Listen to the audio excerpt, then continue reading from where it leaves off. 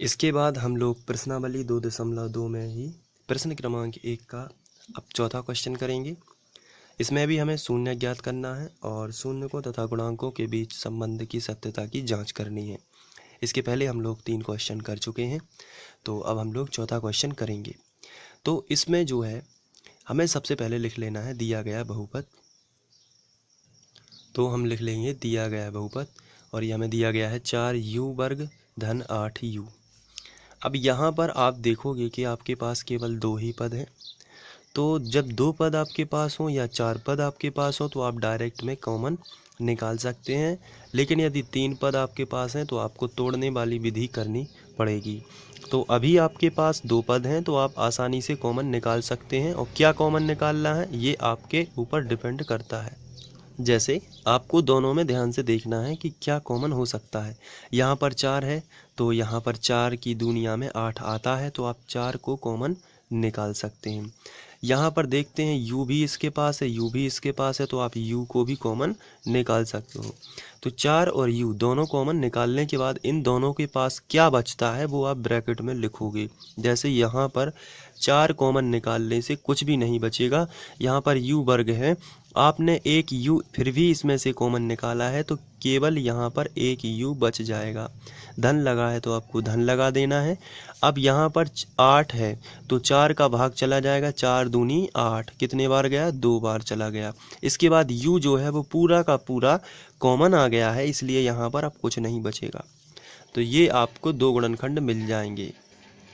तो यहाँ पर हमें 2 गुणनखंड मिल चुके हैं। अब हम इनके शून्य ज्ञात करेंगे। तो शून्य ज्ञात करने के लिए हमें गुणनखंडों के बराबर 0 लेना पड़ता है। तो आइए 0 लेते हैं। पहला जो है 4u, इसके बराबर 0 ले लेते हैं। 4u बराबर 0, और बीच में हम या लिखने के बाद दूसरा जो कोष्टक है इसमें भी हम इसके बराबर भी हम 0 लेंगे, यानी कि u धन 2 बराबर 0। इसके बाद हम यहाँ इम्प्लाई जेड इसलिए लगाते हैं क्योंकि बीच में बराबर चल रहा है, इसलिए हम यहाँ पर इम्प्लाई जेड लगाते हैं जब हम शून्यक निकालने लगते हैं। अब यहाँ पर u के साथ में जो 4 है ये गुणा में है, तो ये गुणा वाली संख्या बटे में आ जाएगी, तो u बराबर आएगा 0/4।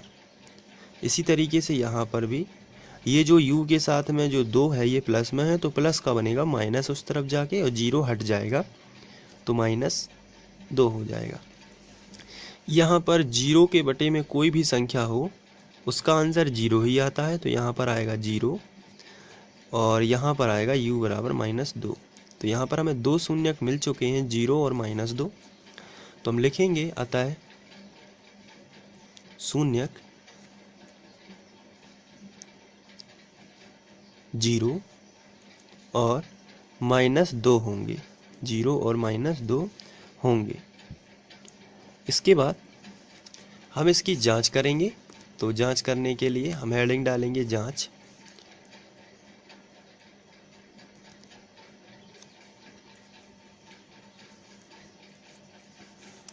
और इसकी जांच करने के लिए हम सबसे पहला फॉर्मूला लगाएंगे शून्यकों का योगफल,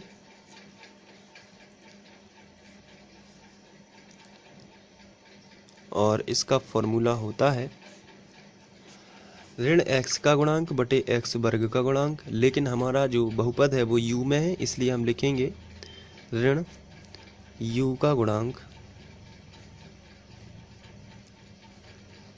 बटे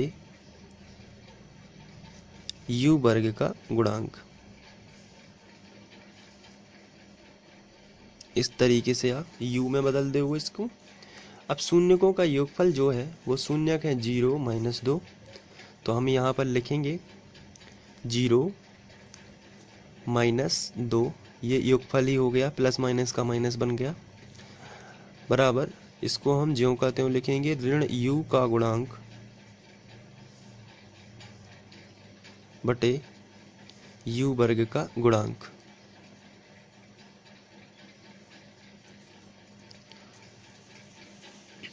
इसके बाद हम यहाँ पर 0 का कोई मतलब नहीं होगा तो -2, इसके बटे में कुछ नहीं तो हम 1 लिख सकते हैं, बराबर, और यहाँ पर लिखेंगे -u का गुणांक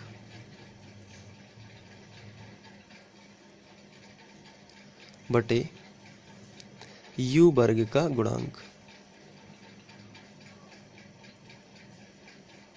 यहाँ से माइनस और माइनस कैंसिल कर देते हैं, तो आएगा 2/1 बराबर यू का गुणांक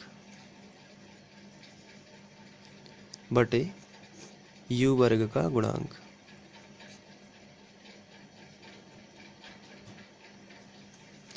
अब यहाँ से हम देखते हैं u का गुणांक हमारा 2 होना चाहिए और u वर्ग का गुणांक 1 होना चाहिए। तो इसके लिए हम अपना समीकरण देखते हैं क्या था। तो हमारा जो बहुपद था वो था 4u वर्ग धन 8u।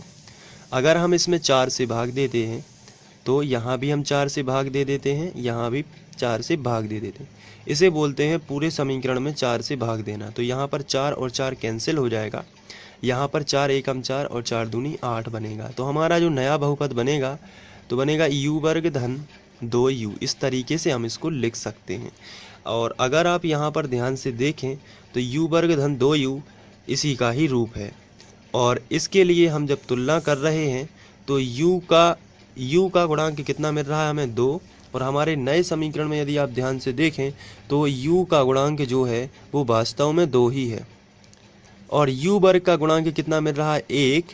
तो यहाँ पर आप देखोगे u वर्ग का गुणांक 1 ही है। तो इस तरीके से इसकी जांच हो जाती है। तो क्या होता है, कुछ बहुपद जो होते हैं उनको हमें भाग देके जो पहले रूप दिया हुआ है उससे डिफरेंट रूप बनाना पड़ता है, तब जाके तुलना हो पाती है। जबकि कुछ बहुपद ऐसे होते हैं कि वो डायरेक्ट ही उनसे तुलना हो जाती है।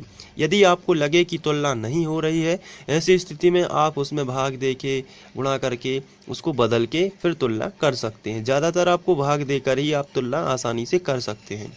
तो यहाँ पर पहले जो योगफल है शून्यकों का योगफल, वहाँ से इसके शून्यकों और गुणांकों में संबंध स्थापित हो चुका है। अब हम शून्यकों का गुणनफल वाला फॉर्मूला लगाते हैं। यहाँ पर हम लिखेंगे शून्यकों का गुणनफल।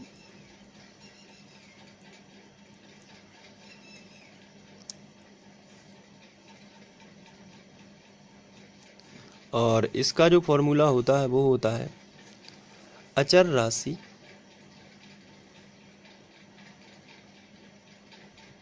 बटे x वर्ग का गुणांक होता है, लेकिन हम इसे लिखेंगे u वर्ग का गुणांक, क्योंकि यहाँ पर जो है हम लोग u से रिलेटेड बहुपद को कर रहे हैं। शून्यकों का गुणनफल, पहला शून्यक था 0, दूसरा शून्यक था -2 और इसके बटे कुछ नहीं तो 1 लिख सकते हैं, जो हम बाद में लिखेंगे। अभी हम इसको ज्यों का त्यों लिखेंगे अचर राशि बटे u वर्ग का गुणांक। यहाँ पर 2 शून्यम शून्य ही होगा, शून्य का गुणा किसी भी संख्या में हो शून्य ही होता है। और इसके बटे में हम 1 लिख सकते हैं और बराबर में हमें मिलेगा अचर राशि बटे u वर्ग का गुणांक।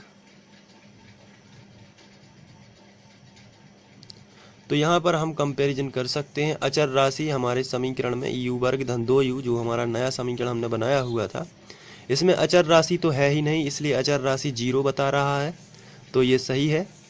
लेकिन u वर्ग का गुणांक हमें बता रहा है 1, यहाँ पर u वर्ग का गुणांक 1 ही है।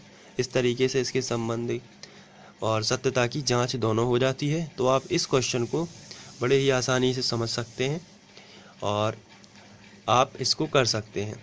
तो ये वीडियो आप फ्री ऑनलाइन कोचिंग पर देख रहे थे। वीडियो देखने के लिए थैंक यू।